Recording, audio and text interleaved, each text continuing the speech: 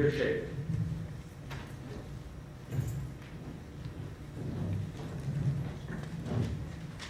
Good afternoon, everyone. We'll just get this PowerPoint out.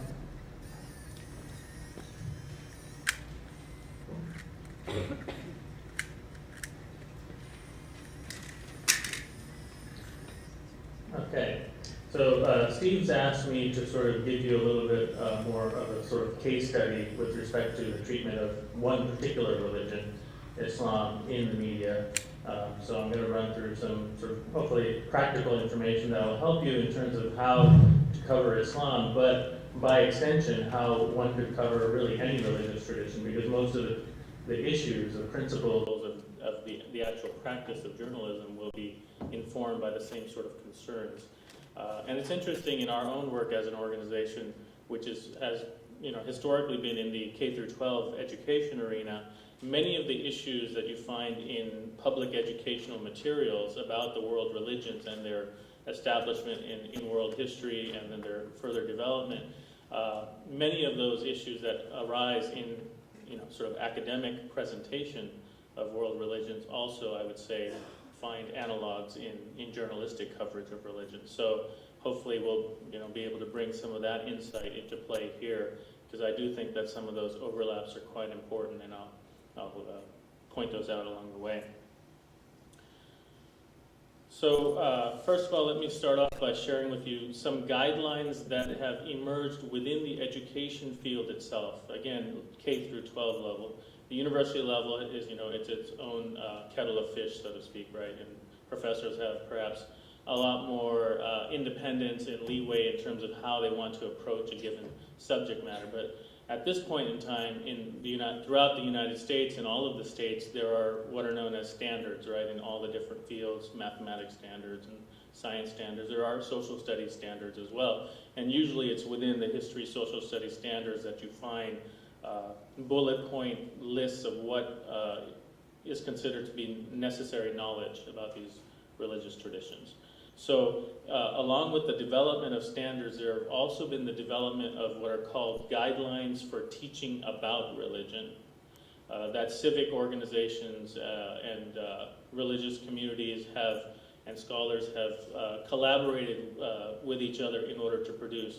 These guidelines are meant to help teachers, K through 12 teachers, do an effective job and really sort of navigate the terrain just in the same way that Deborah was talking about some of those issues about knowing your own biases or making sure that the presentation is not about debating the truth claims of given religions, but really just sort of descriptively explaining what the various religions' viewpoints are or the practices are.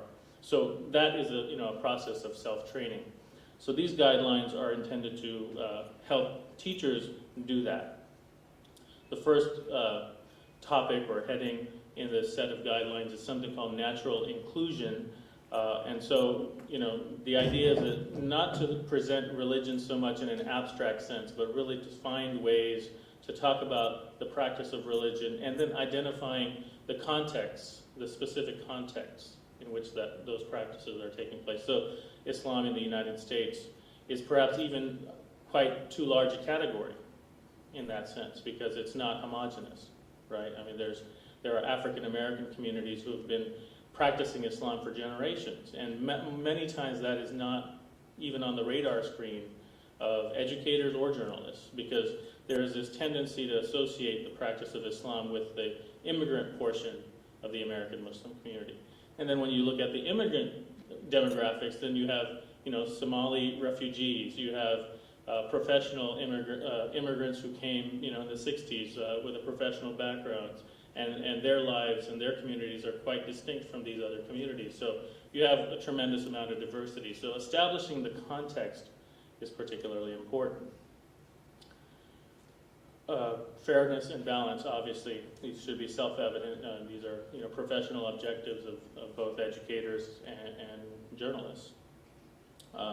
The idea is not to privilege any given religion, nor to denigrate any religion. So finding a way to talk about religion in a way that is, again, minimizes one's biases or or certain sort of conventional ways of treating religion. Respect for differences. Again, the issue of finding ways to talk about the diversity in these traditions rather than just assuming that they're monolithic, and then talking about those differences in a respectful way, whether one is talking about more conservative elements within the tradition or some other what we might call progressive or liberal. Again, being self-conscious about how we use these terms as well is quite important.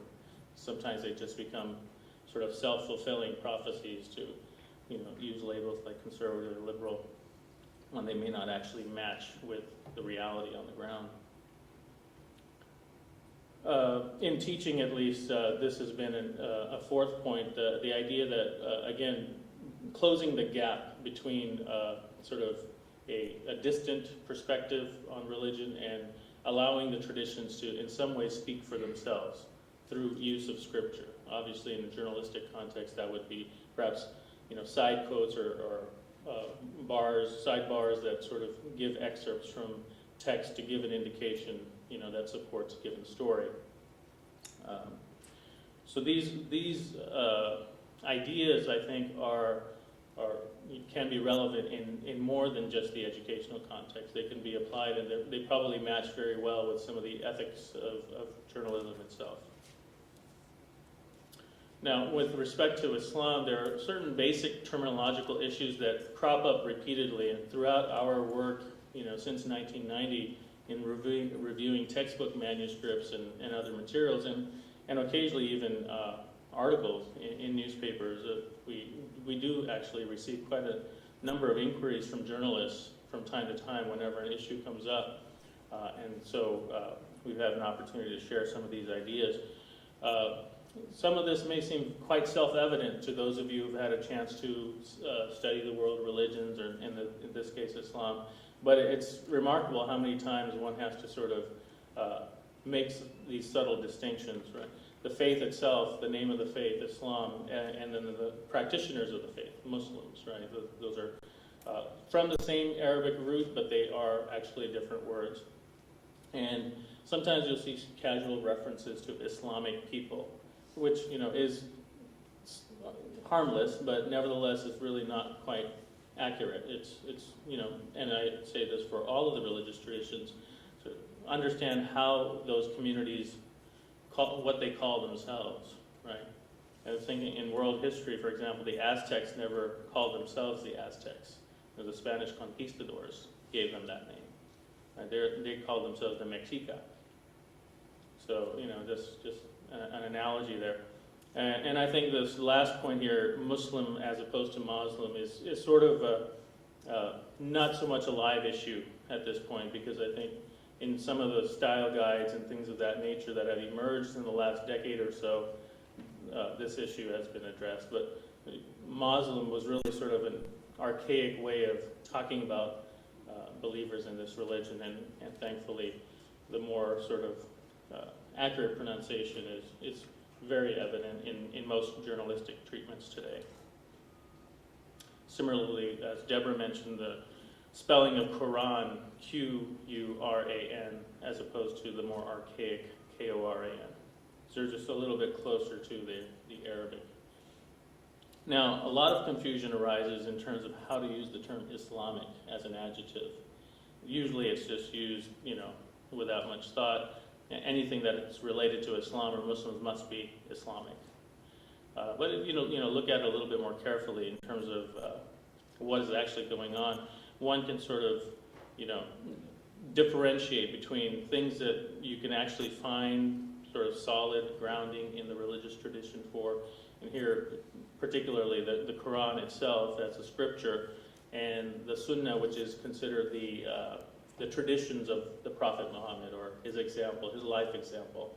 So there are statements of Muhammad's that have been recorded historically that scholars consult and so forth. So if there is a hadith is a saying of Muhammad, and there, for example, is a hadith that says, the earth is beautiful and human beings are the stewards of the earth.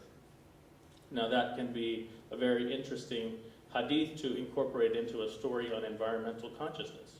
for example, in which one can find new ways to talk about religion, even when the beat itself seems to be contracting, but then there may be other opportunities for talking about religious perspectives, even on issues that are common to all of us, right, such as environmentalism. Really, more frequently, I think the term Muslim, even though it is also used to talk about, it's the name for the believers themselves, it can be used adjectively, right, in terms of talking about things. So here are some examples, or proper usage and improper usage of Islamic and Muslim. Islamic teachings, Islamic etiquette, Islamic theology. One can certainly find in the Quran and Sunnah the basis for that. So that would certainly be quite normal. The commonplace Islamic for things like populations or rulers, countries, etc., that starts to stretch it because the practitioners may be followers of Islam, but their activities may be informed by a variety of influences or factors in their given context. So the art that Muslims produce in Persia, for example, as opposed to Morocco, there are different forms of Muslim art. They may have some common elements, but nevertheless they are distinct. So Muslim as a sort of cultural adjective is probably preferable. Another sort of common term that's used is, the Islamic world or the Muslim world. And I think we just sort of take it for granted that, it's natural to talk about that. But really, if you, again, think a little bit deeper about it, in this age of globalization, there really are not distinct places. There are places where there may be populations, there are more Muslims in some areas than others, more Hindus in some areas than others, but the world of ideas and trade and commerce, all these things are, highly interconnected. And people's identities as well are quite hybrid these days because of movement from one location to another or mixed parentage and so forth. So it's just sort of a cautionary thing that maybe we should think about whether, the Muslim world is a construct that we really want to perpetuate, and likewise for any other religious tradition. So generally, when we are advising publishers and others, and teachers, we recommend that they, again, sort of identify specifically what they're talking about. They're talking about a specific country, a Muslim majority country, for example, and they may actually identify that country or a region, as opposed to just sort of the Muslim world. Those of you, who are familiar with the Abrahamic faith traditions, they have a common history and obviously variant viewpoints on certain aspects of that common history, but nevertheless, we're talking about a Semitic tradition in which the word for God, in those traditions is a Semitic word, and Muslims, speakers of Arabic, and they use Arabic in their liturgy, continue obviously to use the word Allah, which is basically God.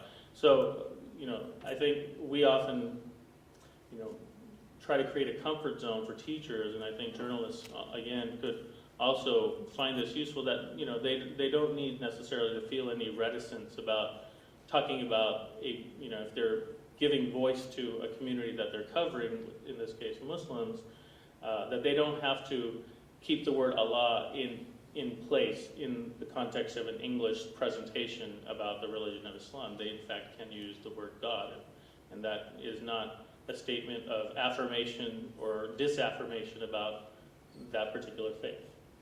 But certainly one sees that many times, that there's a desire to maintain Allah as a word, perhaps as a form of respect, but on the other hand, it does tend to perpetuate that sort of distinction that somehow, perhaps Muslims have some other deity, and those who are not that religiously literate may take it that way.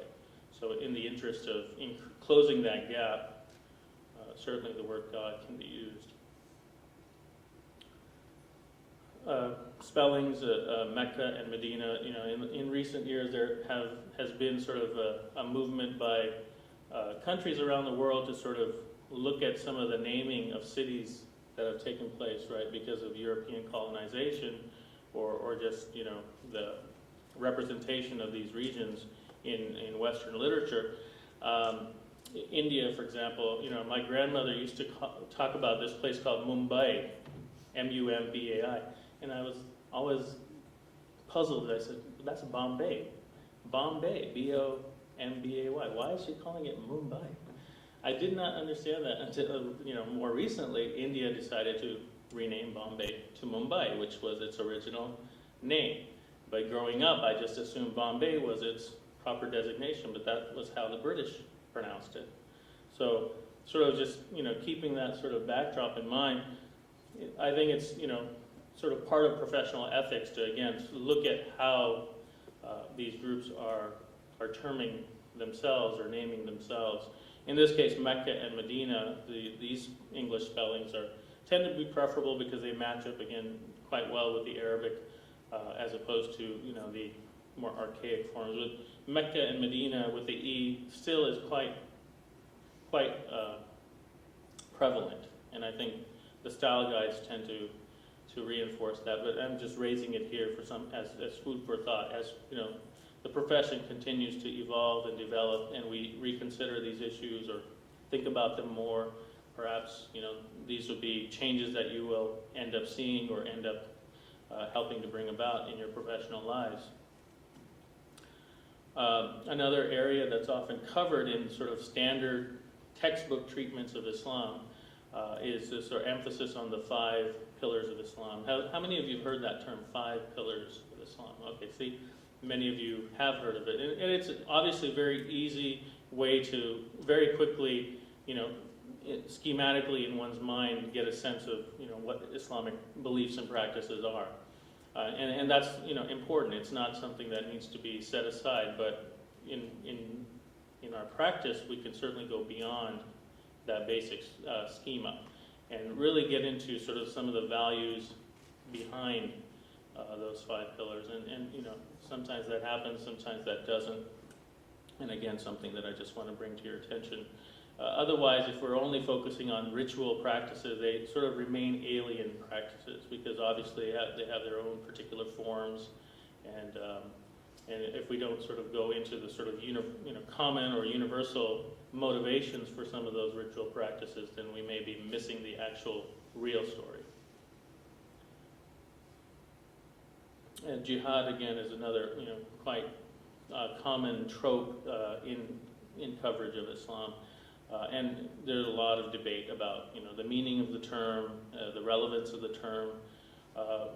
Less and less, I think, we find that there's a tendency to translate the word jihad as holy war. I think a greater amount of nuance has entered journalistic coverage and certainly academic coverage of this concept. But if we are, talking about terrorism, there is actually a term within Islamic tradition called, the term is hiraba, which would probably be a better way to talk about that phenomenon because it's very distinct and it's authentic from within the tradition as a way of talking about this wanton violence. And so introducing that into your coverage would certainly enrich and make more sophisticated the presentation. Now I just pulled out a few examples of coverage from some of the mainstream media. This is print journalism. I did not, include any, obviously, commentary or editorials or op-ed pieces because, there are strident views across the board because those are opinion pieces. So this is, actual reporting on different topics of interest that I've selected. Some examples. Quite recently, just last month, there was a very interesting LA Times article on the Hajj, the pilgrimage to Mecca that Muslims make. And, it was quite a sensitive and interesting portrayal, and I think, religion writers have really come into their own, even though, as Deborah pointed out and Ben pointed out, there, sort of the business side of the equation is certainly creating new challenges. The professional side is certainly, I think, showing, tremendous maturity in many respects. And so the examples I'm pointing out here with respect to Islam, I'm certain that analogs could be found for Buddhism and Hinduism and Christianity and Judaism and other traditions as well. But again, I'm just giving you a glimpse in terms of this case study on Islam. So here we have a nice picture. And what's interesting is now that some of this coverage is moving to the web, it's in some ways an opportunity to enrich the coverage because 2 or 3 photographs printed in the actual pages of a newspaper is all that's going to be allowed space-wise. But on the web, you can have galleries of 30, 40 pictures, and so that's very interesting as sort of in some form compensating for the diminished coverage in print. Here's another picture that sort of gives a flavor of the globalization of the Hajj, or the global component of the Hajj in terms of the vendors here catering to pilgrims from all over the world. Another picture here of really nice captures a very happy moment. These are not common images or stereotypical images that one would typically see in perhaps the 80s and so forth. I remember many pictures of shoes at the entrance of a mosque. That was somehow fascinating to reporters, to photojournalists, to capture those piles and piles of shoes. Now the camera is inside the mosque, looking at the believers and their experience. So that's a good thing. Another very interesting series on Muslims in Las Vegas, and sort of you get the dichotomy or the contrast between faith and then what's obviously considered Sin City. And here, and even in the title of this piece, it shows a certain sophistication, right? A straight path through Sin City. The straight path is a very specific idea in Islam. The prayer that Muslims make on a daily basis includes the words, "Guide us to the straight path." So here the reporter, obviously being literate and aware, incorporates that, or perhaps the editor, had something to do with that as well. So very interesting. This gentleman here, I believe, is an Iranian immigrant and is, working in a casino.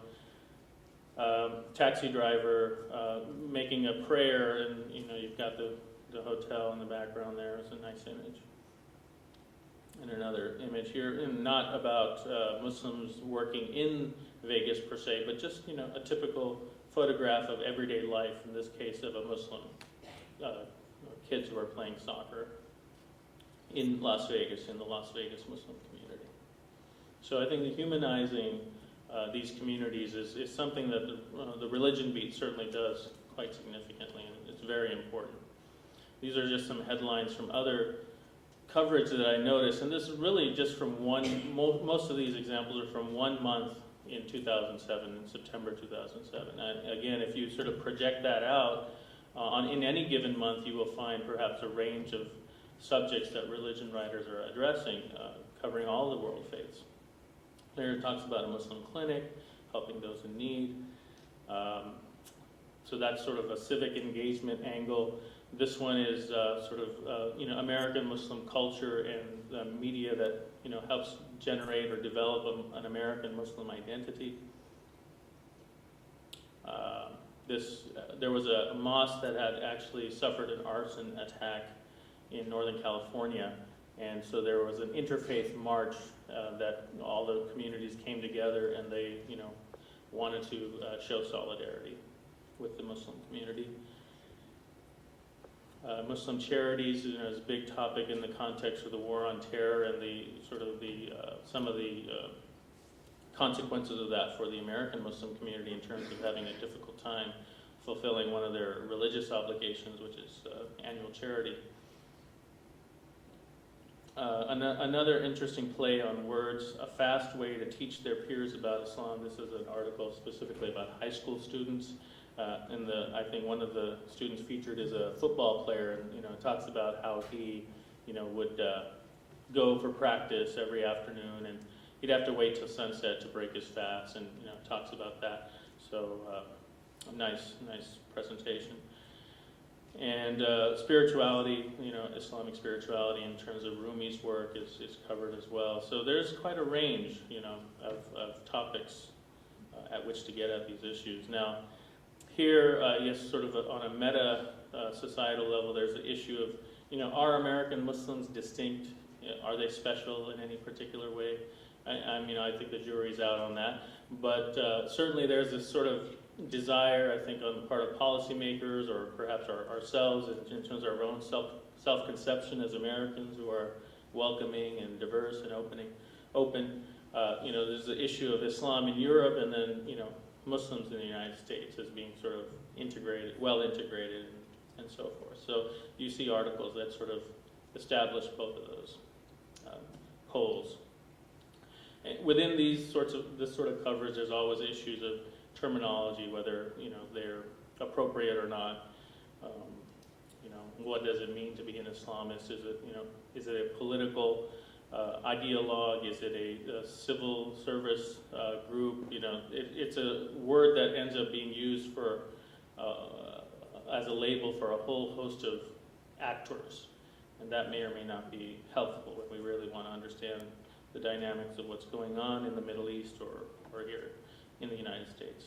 Again, terms like moderate, are meant to establish a certain conception of what appropriate religious behavior would be. And I think that also invites more reflection on whether these terms end up becoming problematic in some way. Okay, I'm just about at the end here. The Pew Study on Islam that was done last year, very interesting. It generated a lot of coverage in the media, this particular study.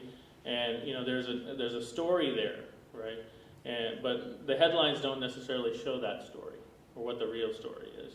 And Jeffrey Weiss here in his blog actually is reflecting on the fact that this story can be approached from various angles. And I'll give you two examples. The Dallas Morning News headline after that study was published.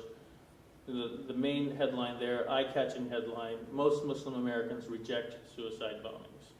So one would, get the sense that, okay, well, maybe the study had something to do with specifically about attitudes regarding terrorism, or mainly about that.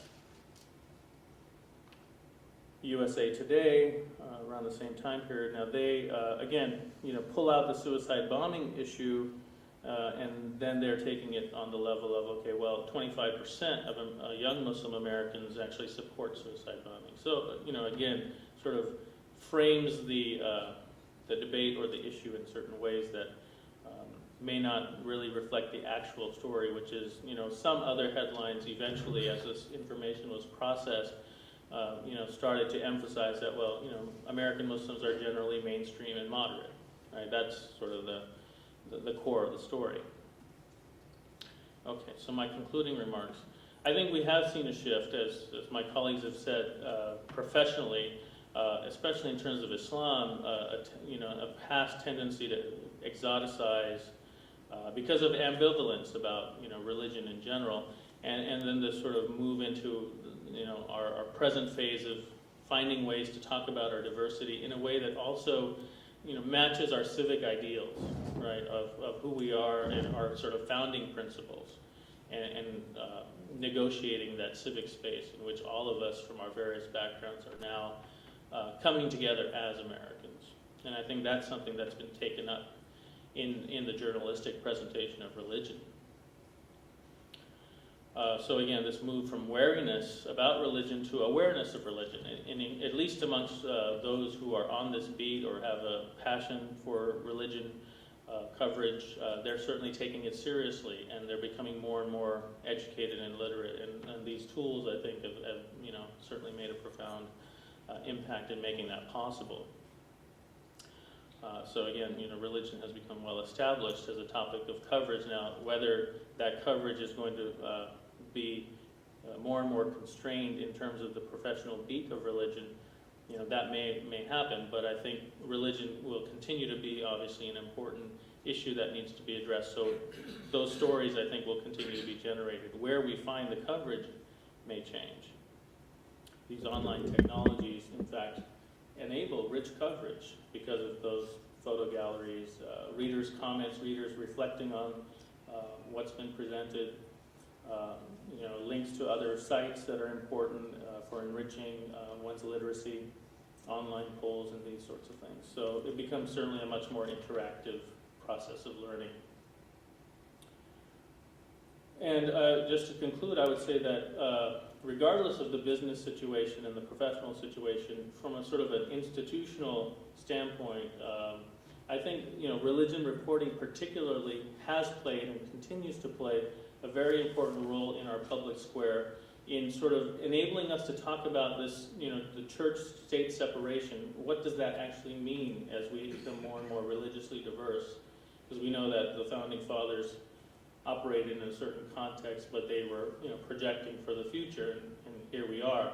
And so how do we talk about these issues in a manner that's respectful of belief and again, does not necessarily privilege belief, but certainly takes religion seriously as a sort of permanent fixture of American life. And so that's quite heartening to sort of observe that this, it may have been an inadvertent thing, but certainly an important aspect of religion reporting is actually being sort of a vehicle for addressing these common issues. Just to leave you with a couple of recommended readings if you want to jot these down. The first chapter of Mahmoud Mamdani's book, Good Muslim, Bad Muslim, is very interesting. It talks about something called culture talk. If you just look up his book and look for that terminology, I think that will get in deeper into some of these issues of how we frame, in this case, the religion of Islam in our public discourse. And these other two are really more theoretical works about how religion per se is constructed in our now sort of secular context. The Invention of World Religions is a very interesting book. And Talal Asad, for those of you who are gluttons for punishment, check out Talal Asad. It's very heady reading, but I think it will inform your journalistic practice if you're interested in these issues. I didn't put here on this list any books that just give you sort of outlines of religion or substantive content about religion, because there are so many materials now available on the world of religion, so you can find out about the religions themselves, but these works are more about how we talk about religion, how we discourse about religion. So I hope they'll be helpful to you. Thank you very much.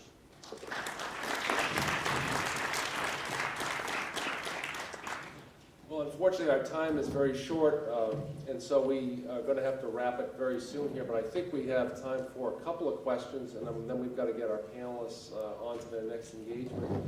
So those of you who want to ask a couple of questions, we have some microphones here, and take it from there. Anybody want to start us off?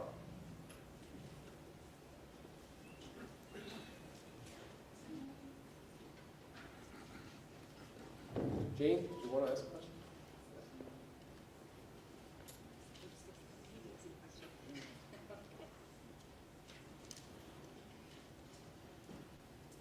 Hi, Jane Lang. I teach J1 here at Northeastern, and so this is probably mostly for Ms. Mason. When we teach our J1 students, or sometimes I do, that they're supposed to keep themselves out of the story, and if they're covering politics, let's say, they wouldn't share their political beliefs or how they're registered to vote. How does that fit with now when you talked about reporters becoming participants, or know your beliefs because you'll be asked? Not so much that we don't have biases, but I think we were usually taught you didn't share them and you didn't discuss them. And also in ethics we teach them, not to accept gifts, and here this reporter seems to be taking PayPal. So how does that fit with some of our old-fashioned notions of neutrality and objectivity? Can you hear me okay? I would say this is one of the most challenging things that's going on right now. Certainly, when I was on the beat, it's true that we were taught we didn't share our faith. We didn't. Got it there. Thank you. Okay, is that better? We kept that generally to ourselves, but reporters navigate that and come to that on their own. I mean, you have to, and I would say that has changed in recent years. That the younger journalists typically have no problem talking about what their faith tradition is. They don't necessarily wear it on their sleeves, but they do tend to be more, just frank about it. In part related to, there's discussion about transparency for journalists, and I think part of that comes from that, and some journalism students are being taught to be transparent in terms of where your viewpoints are. But this has become an issue related to blogging because most secular, I hate that word, but mainstream journalists are being asked to blog about religion, and of course good blogs tend to have opinion, and that makes them lively, and that leads to comments and responses, and it gets that dialogue going that blogs do so well. And religion reporters are having a difficult time with that because they don't want to be talking about their own religion, and so typically they will report little tidbits of news, or they may talk about how they did a story. But I would say that this is still being sorted out right now. I mean, most blogs have most blogs, religion reporters doing blogs, it's really only been about 2 years for most of those blogs, and so they're still sorting it out. And I would say people have to come to it individually, and some people are more comfortable than others talking about their faith tradition. The important thing, I think, no matter where you come down on it, is to make sure that whoever your sources are, whoever you're writing about, understands that you can write about their faith fairly and in a way that's balanced and honest. So I think that's the most important thing, and all reporters communicate that to their sources in different ways. Thanks. Yes, in the back of the room. Afraid we'll have to have just I'm this. not going to touch this because I don't want to fall. But my name is Mark. I'm a third-year student here, journalism major. And my question is more about, in the journalism curriculum, they have set 4 classes that students have to take, such as J1, 2, 3, history of journalism, law, and press ethics. And I just want to know, without changing the curriculum, where can professors find the space to discuss proper coverage of religion? Most of the places where you'll find this tend to be in advanced reporting courses, for instance. If you have a course that's set up as a beat, for instance, then you can create religion as one of those beats. And I think that's an appropriate way to do it. I think that it's appropriate to include it in, for instance, cross-cultural classes. These are not as common across journalism curriculum, but if you have a cross-cultural class, looking at religion as another form of diversity, I think is really an effective thing to do. That doesn't necessarily tell you how to do it, but it gets it into the conversation. But this is something we're still trying to sort out. I mean, I teach a religion reporting course at University of Missouri's School of Journalism. They have hundreds and hundreds of journalism students, and but this is it's an upper level course, and by the time they have taken all of their other course requirements, they have no electives left, and so it's very difficult to get students to sign up for that course. So I think the answer to me is integrating it into advanced level reporting classes. If you have practicums such as student media, whether it's broadcast or print or converged media, incorporating it in there as a beat can be a very effective tool. And there are so many online resources now that you don't have to be an expert in religion media to teach it. I feel, in terms of, you can point your students to those resources just as easily as I can. So. Any of our other speakers want to comment briefly?